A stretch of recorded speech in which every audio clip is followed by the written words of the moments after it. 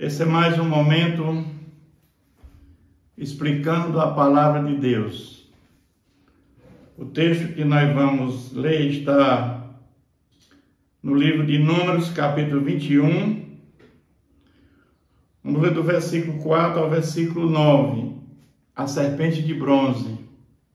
Então partiram do Monte Or, pelo caminho do Mar Vermelho, a rodear a terra de Edom. Porém o povo se tornou impaciente no caminho.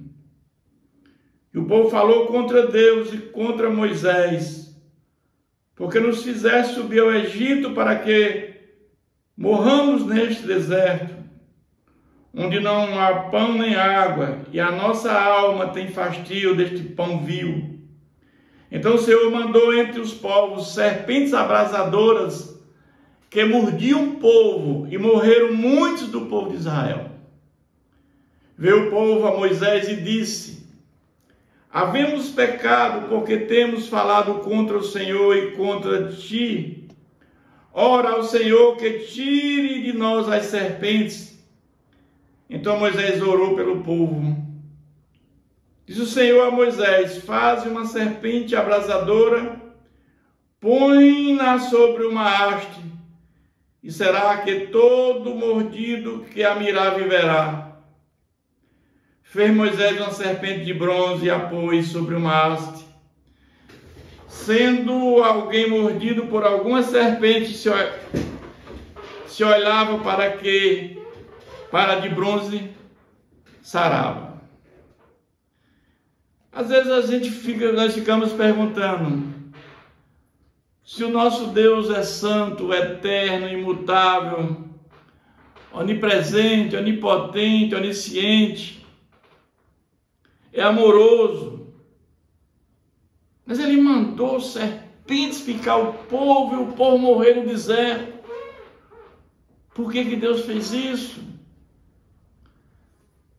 Deus é justo com todos. Deus não tem favoritos. Quando o povo sai do Egito, aquele caminho podia durar apenas 15 dias, mas durou 40 anos. Para não enfrentar aqueles homens valentes que tinham no caminho. Os edomitas, que eram irmãos.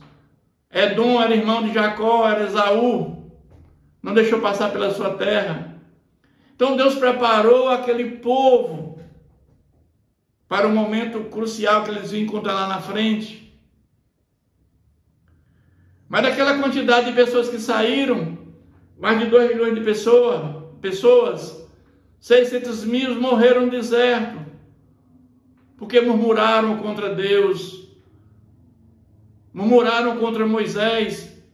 Mesmo ele vendo que Deus estava fazendo, abriu o Mar Vermelho, proveu comida, maná, água da rocha, mas mesmo assim achavam melhor que tivesse voltado para aquela escravidão. E Deus, ele mandou cobras morder aqueles povos do deserto, porque murmuraram contra ele e contra Moisés. E aí, eles clamam a Moisés e dizem: faz alguma coisa por nós, nós estamos morrendo. E Deus diz a Moisés: faz uma serpente de bronze e coloca numa haste, e quem olhar para aquela serpente será sarado. Não era idolatria, não tinha que fazer nada, nem um incenso, era apenas olhar, era apenas ter fé. Era isso que Deus estava fazendo. Mas muitos não olharam para aquela serpente. Muitos enfrentaram a serpente querendo matar as serpentes. É assim que acontece com o pecado.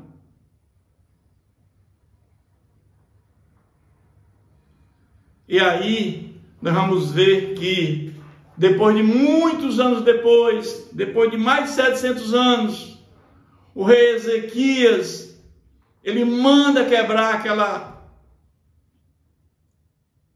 aquela serpente de bronze, porque o povo estava fazendo uma peregrinação, adorando aquela serpente, dando até um nome para ela, como se fosse uma deusa. E Ezequias manda quebrar aquela serpente, por conta da idolatria. Mas aquela serpente de bronze indicava para Jesus. Quando lemos aqui em João, capítulo 3, versículo 14, diz: e de modo porque Moisés levantou a serpente no deserto, assim importa que o Filho do Homem seja levantado, porque todo o que nele crê tem a vida eterna. Então agora, quando nós olhamos para Cristo, quando nós olhamos para o sangue derramado na cruz do Calvário, quando nós nos apropriamos do sangue de Jesus e recebemos a sua graça salvadora como fundamento da salvação pela fé nele, nós somos justificados e temos a vida eterna. Naquele momento, naquela serpente de bronze, ao olhar para as serpentes, eles eram livres da morte. Mas para nós agora, quando olhamos para a cruz agora, essa serpente indicava agora para Jesus: nós somos livres agora do pecado, da escravidão do pecado, agora somos livres, agora somos perdoados e temos a salvação. Mas ao longo da história da humanidade, Deus mandou pragas para o Egito, para que o povo fosse liberto da escravidão dos pecados. O povo clamou e Deus manda um libertador. Quando em Sodoma e Gomorra Deus viu o pecado, Deus manda destruir aquela cidade. Abraão intercede por aquela cidade, porque seu sobrinho morava lá, Ló morava naquela cidade. E diz: Senhor, se houver 50 justos, o Senhor destrói? Não. 40? Não. 45, 30, 20, 10. Não existia 10 justos sequer naquela cidade, e Deus destrói. Quando o profeta Abacuque pede uma intervenção para o povo de Judá, para seus compatriotas, Deus suscita um homem sanguinário, um caldeu, o rei Nabucodonosor, que ele faz a pilagem de Jerusalém, destrói o templo. Os planos de Deus são insondáveis. E agora eu pergunto: Deus agiu naquela época, no passado, e como Deus está agindo hoje? Quantas pandemias nós tivemos ao longo da história dos séculos, da história da humanidade? Será que essas pandemias que estão havendo ao longo dos séculos, ao longo dos anos, não é Deus? Deus está no controle de tudo. Eu creio que Deus, ele age.